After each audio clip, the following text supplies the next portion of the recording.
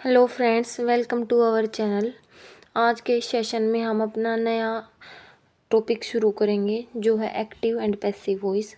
Active and passive voice है वो बस 10 मिनट का ही टॉपिक है। अगर हम इसको ध्यान से समझे, इसमें बस कुछ रूल्स होते हैं वो हमें फॉलो करने हैं।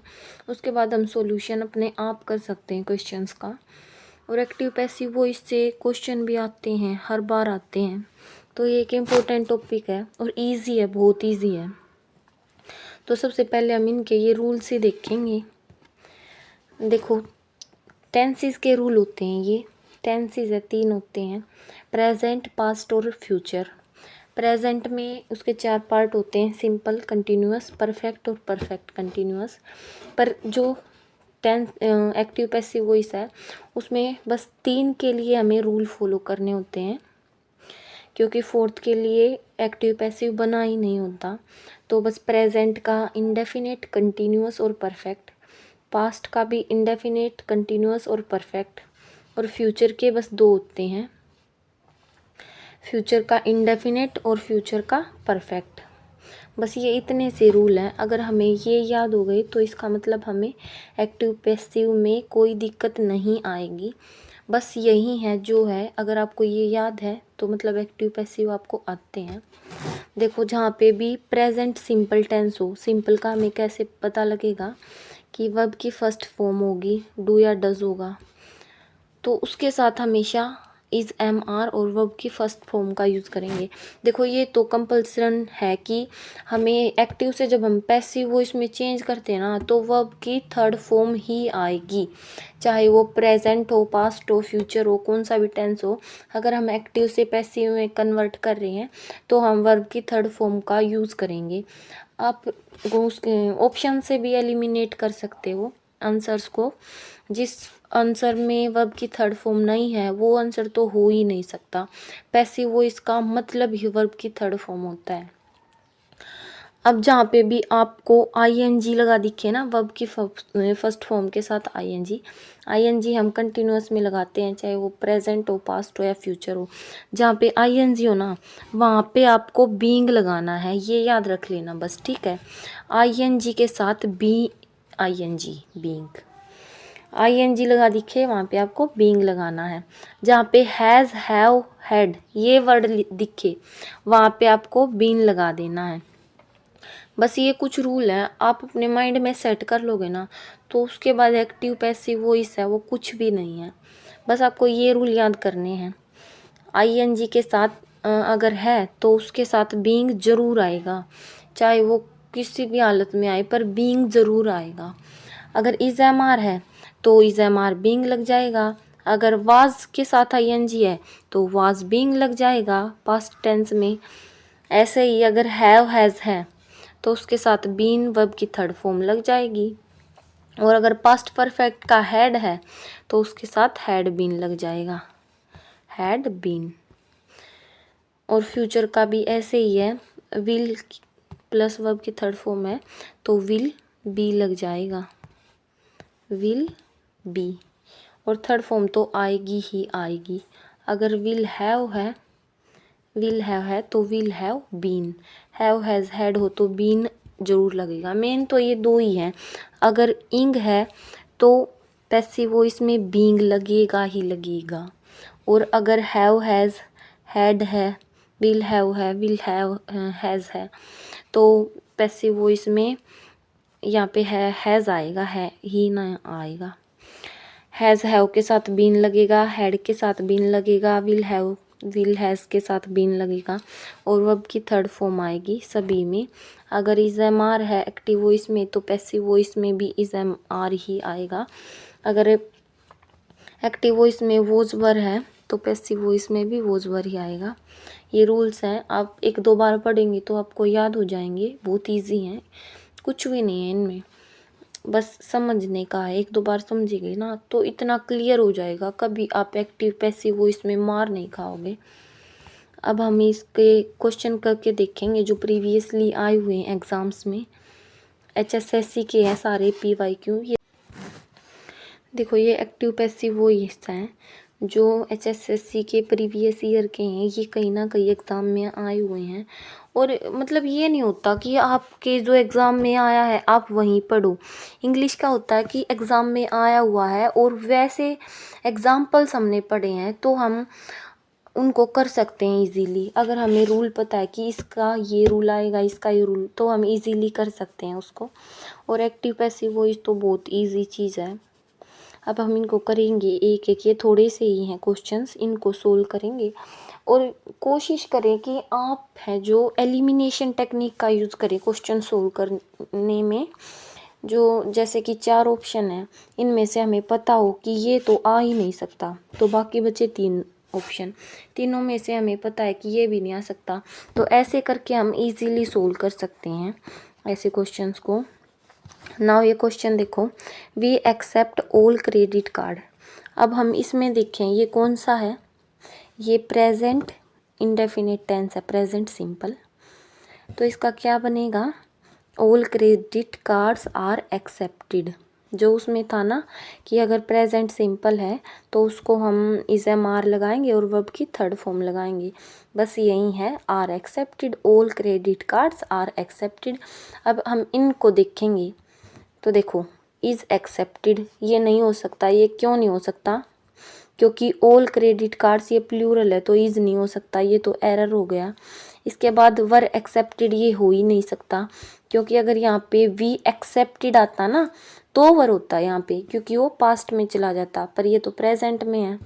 तो इसका सी है वो करेक्ट आंसर होगा। और विल है ये तो हो ही नहीं सकता क्योंकि फ्यूचर में है। तो अगर आप इनको ऐसे करेंगे ना एलिमिनेट कर करके तो बहुत इजीली आपको हो जाएंगे।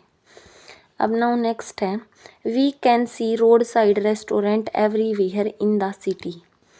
हम हर जगह रोड साइड रेस्टोरेंट देख सकते हैं सिटीज़ में। तो इसका हम देखेंगे, वी कैन सी, ये देखो ये प्रेजेंट इंडेफिनिट है, तो इसमें हम क्या करेंगे, we can see, are seen ये नहीं आ सकता क्योंकि इसमें कैन है, तो हमें ऐसा सेंटेंस ढूंढना है जिसमें कैन हो। कैन बी सीन ये हो सकता है क्योंकि सी की थर्ड फॉर्म लगी हुई है सीन, और पैसिव वॉइस में सीन आना ज़रूरी है। अब नाउ नेक्स्ट है, विल बी सीन ये भी नहीं हो सकता, फ्यूचर में गया ये तो। कुड बी सीन ये नहीं हो सकता, तो हमारा कैन बी सीन है। ठीक है, तो आप ऐसे एलिमिनेट कर करके ऑप्शन को ठीक कर सकते हो। Now the bank was looted last night, bank को लूटा गया था लास्ट नाइट, ये पैसिव वॉइस है। अभी आप देखो ये रूल था ना, वाज प्लस लूटेड, ये किसका पैसिव वॉइस है, पास्ट इंडेफिनिट का, जिसमें वॉज प्लस वर्ब की थर्ड फॉर्म का यूज़ किया था हमने। अब इसका हमें एक्टिव वॉइस बनाना है। इज बीइंग नहीं आ सकता क्योंकि इज बीइंग है जो वो आईएनजी के साथ आएगा। हैज़ नहीं आ सकता, हैड नहीं आ सकता। लूटेड द बैंक ये करेक्ट है, इसका somebody looted the bank. Last light ये आएगा इसका, क्योंकि वाज लूटेड है तो लूटेड द बैंक ये पास्ट इंडेफिनिट टेंस है और इसका पैसिव वॉइस ये हो जाएगा। अब नेक्स्ट देखेंगे, they had not done their work, उन्होंने अपना कार्य नहीं किया। दे हैड नोट, अभी इनको एलिमिनेशन से करके देखेंगे हम। देयर वर्क, हैड नोट है ना, तो हैड के साथ हमने क्या याद किया था, हैड के साथ बीन ज़रूर आएगा, तो हैड नोट बीन ये हो सकता है। Their work was note done ये नहीं हो सकता क्योंकि ये परफेक्ट का है और ये इंडेफिनिट का हो गया।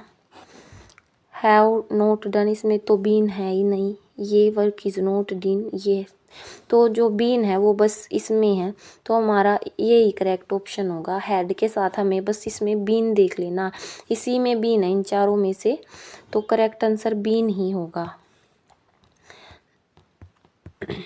अब फिफ्थ है, they will demolish the entire block. अब ये कंटिन्यूअस का है, विल डिमोलिश, ये कंटिन्यूअस इंडेफिनिट का है। अब हम इसमें देखेंगे हमने क्या पढ़ा था, अगर कंटिन्यूअस हो तो हम उसके साथ थर्ड फॉर्म विल के साथ बी और थर्ड फॉर्म लगा देते हैं वर्ब की, तो इज़ बीइंग ये तो हो नहीं सकता। मे बी डिमोलिश, इसमें मे आ गया, इसकी वजह से ये गलत हो गया। विल हैव टू डिमोलिश्ड, ये तो बिल्कुल भी नहीं हो सकता, ये तो परफेक्ट में चला गया। Entire block will be demolished, तो हमारा यहाँ पे रूल फॉलो करता है। विल डिमोलिश है जो, उसके साथ विल बी डिमोलिश्ड, विल के साथ बी प्लस वर्ब की थर्ड फॉर्म, तो हमारा डी है, ये करेक्ट ऑप्शन है। अब नेक्स्ट देखेंगे, why was such a letter written by you. अब इसमें देखो वॉज और रिटन है, तो मतलब ये कौन सा टेंस हो गया,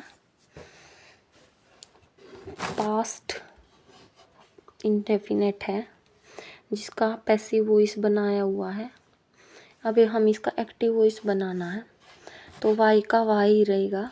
इसमें देखेंगे why do we write such a letter, ये तो होगा नहीं क्योंकि इसमें वर्ब की फर्स्ट फॉर्म है। हैव यू नहीं हो सकता, हैव तो परफेक्ट के लिए होता है। डिड यू, इसमें वर्ब की सेकंड फर्स्ट फॉर्म है। ये देखिए वाई हैड यू, हाँ यही होगा इसका, why did you write such a letter, क्योंकि ये पास्ट में है। Why did you write such a letter, ये हैड है, ये नहीं हो सकता इसका, क्योंकि हैड का परफेक्ट टेंस चला गया है यहाँ पे। तो हम did you write such a letter, ये इसका एक्टिव वॉइस है और इसका पैसिव वॉइस ये बन जाएगा, why was such a letter written by you, verb की थर्ड फॉर्म है। अब नेक्स्ट देखेंगे, whom does not obey you, who does not obey you, इसका आएगा वो को हम चेंज करते हैं बाय वूम में, इसमें बाय वूम है, बस एक में ही है। डज नॉट ओबे सिंपल इंडेफिनेट है, तो जहाँ पे डू डज हो तो इज एम आर लगता है। बाय वूम है, प्लूरल है, तो इसके साथ हम आर का यूज़ करेंगे, और ओबे का थर्ड फॉर्म आएगा, तो ओबे का ओबेड, तो by whom are you not obeyed. अब ये ठीक है इसका, बाकी देख लेते हैं बाकी में क्या कन्फ्यूज़न है। यू आर नॉट ओबेड वूम, ये तो सेंटेंस ही नहीं बनता। वूम डज नॉट, ये सेकंड फॉर्म है इसकी ना, फर्स्ट फॉर्म है, तो ये भी गलत हो गया। इसमें भी फर्स्ट फॉर्म है फोर्थ में, तो ये भी नहीं हो सकता। तो थर्ड फॉर्म है वो ओनली इसमें है वर्ब की पैसिव वॉइस बनाते टाइम, तो सी है वो करेक्ट आंसर होगा। अब आगे है, the man were taken take to hospital for treatment, इसका हम देखेंगे man were take to, were take means past indefinite tense है, तो were taken to hospital for treatment ये नहीं हो सकता, क्योंकि मैन है जो वो सिंगुलर है और were plural verb helping verb use कर रखी है, तो ये नहीं हो सकता इसका। नेक्स्ट देखेंगे वोज टेकिंग, ये तो बिल्कुल नहीं हो सकता क्योंकि इंग है वो तो कंटिन्यूअस के लिए आएगा और ये सिंपल टेंस है। मैन वोज टेकन ये हो सकता है। अब एक और देख लेते हैं, द मैन वर टेकन ये भी नहीं हो सकता, इसमें भी वर है यहाँ पे, तो बस यही है वाज, यहाँ पे मैन के साथ वोज आएगा और टेक की थर्ड फॉर्म टेकन, तो man was taken to hospital for treatment. अब नेक्स्ट देखेंगे हमारा, I have written a letter, ये हमारा टेंस हो गया present perfect, have plus verb की थर्ड फॉर्म। अब जहाँ पे भी हैव हैज़ था उसके साथ हमने याद कर रखा बीन आएगा। एक तो हम देख लेते हैं, इस सेंटेंस में बीन नहीं है तो हमारा ये गलत हो गया। इस सेंटेंस में भी बीन नहीं है, ये भी हमारा गलत हो गया। अब इसमें और इसमें बीन है, अब यहाँ पे हैव है और इसमें एक जगह हैज़ है एक जगह हैव है, तो हम इसको कैसे देखेंगे।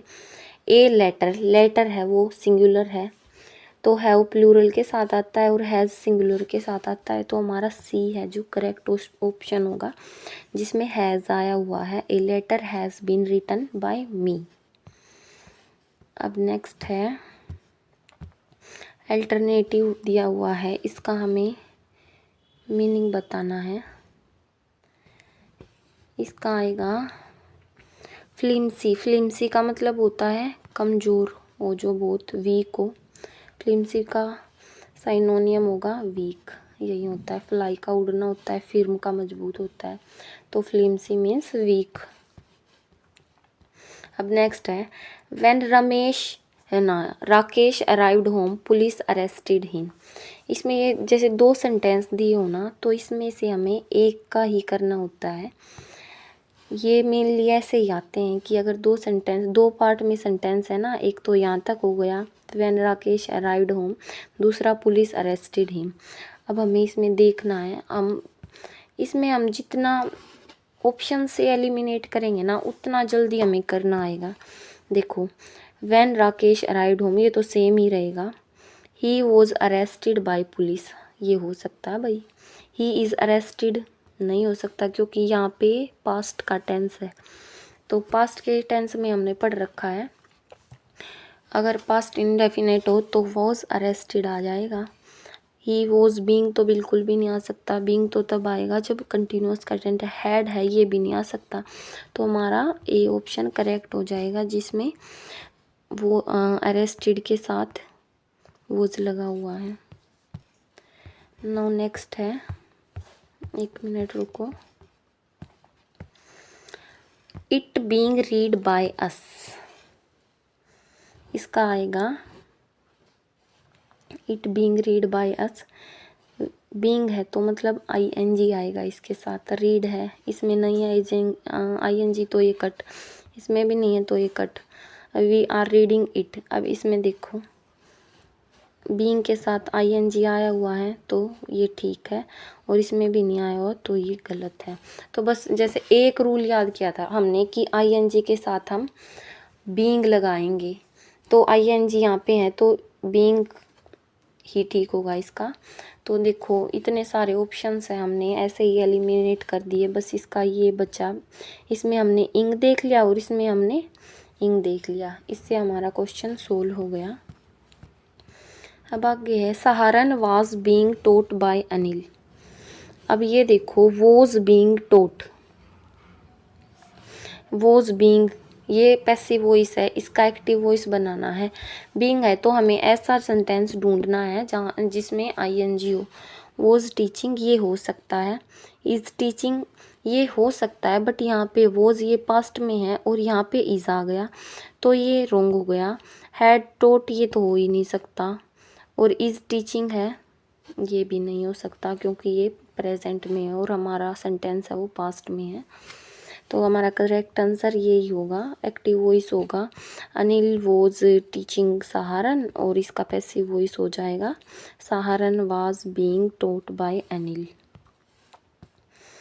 अब नेक्स्ट है bring a cup of coffee.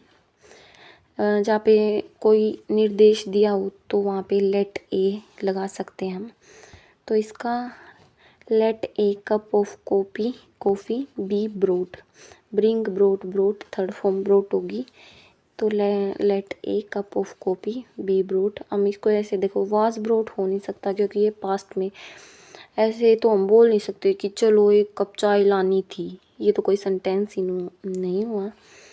To be bring है ये नहीं हो सकता क्योंकि इसमें ब्रिंग को ब्रिंग ही दे दिया, प्रेजेंट थर्ड फॉर्म यूज़ नहीं की, इसमें भी नहीं की। इन दोनों में कन्फ्यूज़न हो सकती थी हमारी, पर इसमें वोज आ गया तो ये नहीं हो सकता, तो हमारा करेक्ट आंसर यही होगा let a cup of coffee be brought. Thank you दोस्तों, अगर आपको वीडियो अच्छी लगे हो तो प्लीज़ लाइक कमेंट